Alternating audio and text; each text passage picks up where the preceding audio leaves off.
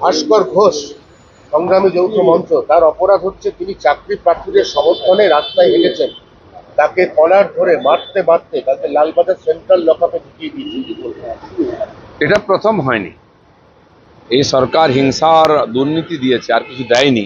আপনি কিছু চাইলে আপনার গলা ধাক্কা, জেল, কেস আর আপনার অত্যাচার জুটবে কপালে। এর আগে প্রাইমারি টিচাররা ডিএর জন্য আন্দোলন করেছে, তাদেরকে কলার ধরে লাত মারতে মারতে পুলিশ গাড়ি দিয়ে তুলেছিল। মহিলাদেরও ছাড়া হয়নি। আর এই যে যারা আন্দোলন করছেন, তারা আন্দোলন করতে করতে আর কিছুই বাকি রাখেননি। মহিলারা চুল কেটে দিয়েছেন, রাস্তায় শুয়ে আছেন খালি গায়ে, জলে কাদায় টালি নালায়। কি বাকি রেখেছেন? গণতান্ত্রিকভাবে আন্দোলনের যত দিক হয় সব করেছেন, কিন্তু তাদের কথা শোনার জন্য কেউ নেই, বরঞ্চ ওদের উপর অত্যাচার নেমে এসছে। ভাস্করের মতো যারা লড়াই করছেন, তাদের লড়াই থামবে না। সাফল্য আসবে, হয়তো দেরি হচ্ছে। আর এই লড়াই এই যে অত্যাচারী শাসককেই লাইনে আনবে। পুলিশের কাজে বাধা দান, পুলিশের গায়ে জল ছেটানো, আজকে আদালতে ভাস্কর ঘোষের জামিনের বিরোধিতা করবে। দেখুন, এগুলো তো ছেঁদো কথা।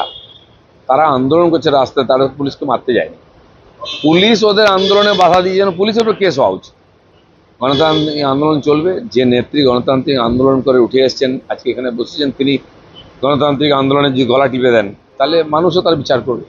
সব মিথ্যে, সব বিজেপির চক্রান্ত, আদালতে যাওয়ার পথে শাহজাহান।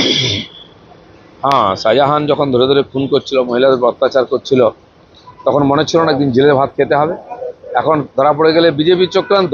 ওখানকার মহিলারা কেন ঝাড়ু নিয়ে বেরিয়েছিলেন, কেন রাস্তায় বেরিয়েছেন, তারা দুঃখের কথা নিজেরাই বলেছেন। কোথায় বিজেপি? বিজেপিকে তো ঢুকতেই দাওনি। তার আগে ওরা কেল্লা ফতে করে দিয়েছেন। এখন জেলে থাকো, আইন যদি ছাড় দেয়, যদি নির্দোষ প্রমাণ হবে, বেরিয়ে আসবে। ভূপি আজাদ অভিযোগ করছে যে শুভেন্দু অধিকারীর লোকজন তাকে সাহায্য করছে। ভালো কথা তো, জিতে আসুন না। খুব দুর্ভাগ্য ওনার। টিএমসি এমন ফাঁসিয়ে দিয়েছে না, বেরোতে পারছেন না। আর कहीं का ईंट कहीं का रोड़ा, টিএমসি ने कुनबा जोड़ा। রেজাল্ট হলে বুঝতে পারবেন। কঠিন জায়গায় পা দিয়েছেন উনি। যেন যার ইচ্ছা সাহায্য নিয়ে নেন। ওনার পার্টিও তো ওনাকে সাহায্য করছে না। আমি যদি বলি ওনার পার্টির লোকেরা আমাকে সাহায্য করছে। হুগলি লোকসভা কেন্দ্রে রচনা লকেট দৈরথে ফের প্রাসঙ্গিক সিঙ্গুরের ন্যানো কারখানা চলে যাওয়ার জন্য তৃণমূল দায়ী, আর এ বলছে কারখানা চলে যাওয়ার জন্য বামেদের ভুল শিল্পনীতি দায়ী। উনি শিল্পনীতির কি বোঝেন? সিনেমাকরণ, ওই সিনেমা শিল্পটাই দেখুন। দেখুন, লকেটের সঙ্গে রচনার তুলনা হয় না। লকেট সিনেমাও করে এসছে, আর কয়েক বছর ধরে সফলভাবে রাজনীতি করছে। লোকসভায় জিতেছে, লোকসভায় গেছে, পার্টি স্বীকৃতি দিয়েছে এবং সাফল্যের সঙ্গে নেতৃত্ব করেছে। সেই জন্য লকেট অনেক এগিয়ে আছে। বাকিটা ওখানকার লোক ঠিক করবে। রাজভবন থেকে রাজ্য সরকারের সংঘাত, এটা নতুন কিছু না, ইতিহাস থেকেই চলছে। রাজভবনের সঙ্গে এখানকার সরকারের সংঘাত হয়, আর এটাই এখানকার রাজনীতি। যখন কোনো করার থাকে না কিছু, এখানকার সরকার, সে সিপিএম হোক, টিএমসি হোক, রাজ্যপালের বিরুদ্ধে আওয়াজ তুলে একটা টিআরপি নেওয়ার চেষ্টা করেন। এর কিছু না।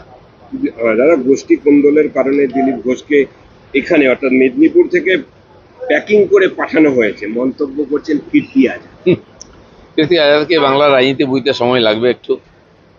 কীর্তি আজাদ বারবার আমার পিছনে লাগছেন। আরে আমি কি করলাম? টিএমসি ওনাকে ফাঁসিয়ে দিয়েছে, এখন উনি বেরোতে পারছেন না, ধাক্কাও খাচ্ছেন। কি বলবেন ঠিক করতে পারছেন না। লোক ভাবছে যে ও যদি জিতে যায় ওকে আর দেখতে পাবো। এইসব সমস্যার সমাধান করুন, উত্তর দিন। দিলীপ ঘোষ লোকের সঙ্গে আছে, থাকবে।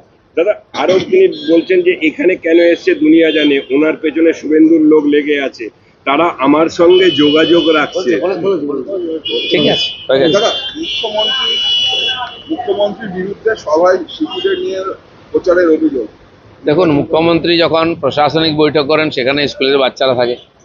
তাদের পার্টির মিটিংয়ে স্কুলের বাচ্চা থাকে, কারণ উনি বলেছেন তোমাদের সাইকেল দিয়েছি, তোমাদের ড্রেস দিয়েছি, জুতো দিয়েছি, আমার মিছিলে আসতে হবে। কারণ ভোটাররা আসে না, ভোটারের ছেলেমেয়েরা আসে। ভবিষ্যতে যদি ভোটার হয়, ওরা হয়তো পার্টি থাকলে ভোট পাবে। এটা সম্পূর্ণ অনৈতিক রাজনৈতিক যে ব্যবস্থা আছে। আমার মনে হয় এমসিসিতে মমতা ব্যানার্জির বিরুদ্ধে কেস হওয়া উচিত। স্টুডেন্টদের নিয়ে এসে রাজনীতি করা হচ্ছে, আর তাদের শিক্ষামন্ত্রীর বিরুদ্ধে কমপ্লেন উঠেছে, ইউনিভার্সিটিতে বসে রাজনৈতিক মিটিং করেছে। আজকে হঠাৎ আন্দোলন যাচ্ছে কেন? আন্দামান আমার পুরনো জায়গা, 8.5 বছর কাটিয়েছি ওখানে, সবার সঙ্গে বন্ধুত্ব আছে, লোকেও জানে। তো নির্বাচন হলে ওখানকার কার্যকর্তারা বলেন একবার দিলীপ দাকে চাই। তো কেন্দ্রীয় কমিটি থেকে আমাকে বলা হয়েছে কমপক্ষে একদিন সময় দিন। তো আমি একদিনের জন্য আজকে যাচ্ছি, কাল ফিরে আসবো নির্বাচনী প্রচারে।